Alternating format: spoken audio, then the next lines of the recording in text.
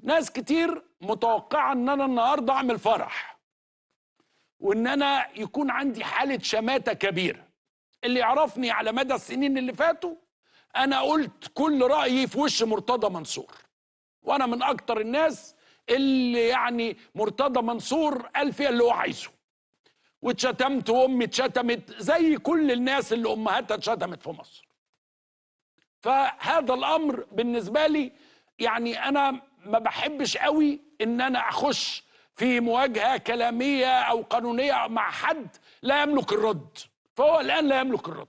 ده مبدئي دايما، عمري ما بعملها. فخلاص هو خد الحكم وربنا يعني حكم من عليين، والقضاء المصري ادى حكمه شهر، وفي سنه ممكن تتقضى او ما تتقضاش. انما لو في شيء يجب ان اتوقف امامه هو مش مساله شخصيه، مش ان انا سعيد ادي اتسجن ادي، لا، انا واقف عند نقطه واحده بس ولا انا استفيض فيها كثيرا. يا جماعه الناس كانت يأست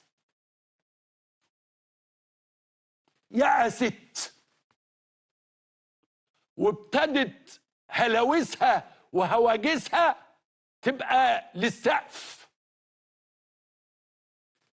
انه اللي كان ماشي في البلد انه لا عمر ما حد هيقرب له.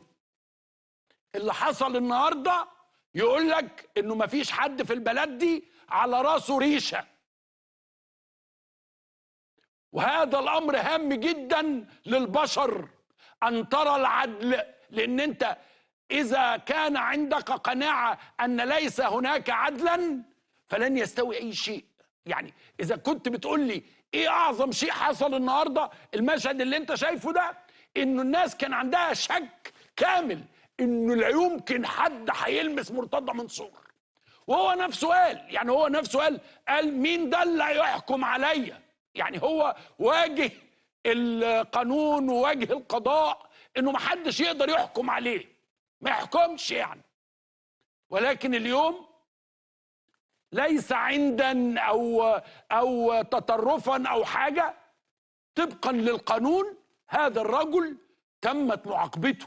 فالنهارده الناس تعرف في مصر انه كل هلاوسهم وهواجسهم والاحساس بانه في لهو خفي، في حاجه خفيه، في شيء ما، في سنده، كل ده لا النهارده، كل ده لا النهارده. القانون يتطبق على الجميع، على الكبير وعلى الصغير، ومفيش حد في البلد دي على راسه ريشه.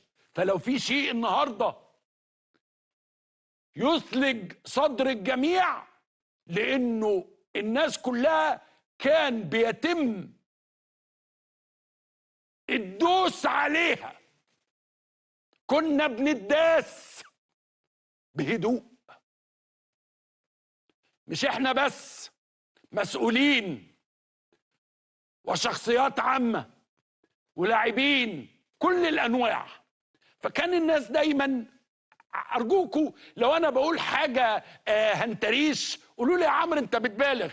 كان القناعة طب وبعد، انا دايما الناس كانت تقابلني طب وهو ده ايه يعني مين سنده؟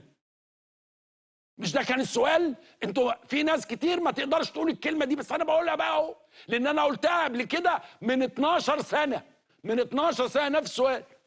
على اساس ايه؟ فالنهارده تعرف انه لا اساس، هو بس الاحساس بتصدير القوه. انا بقول لك ان انا قوي جدا، خلاص هو الراجل ياخذ حكمه اللي المحكمه قالت عليه، وهذا والشهر يعني ليس شيئا كبيرا ولا ضخما، ويخرج يمارس حياته بقى طبقا للقانون. بس النهارده الناس كلها في مصر، انا في ناس لغايه الساعه 1 2 يقول لك انا مش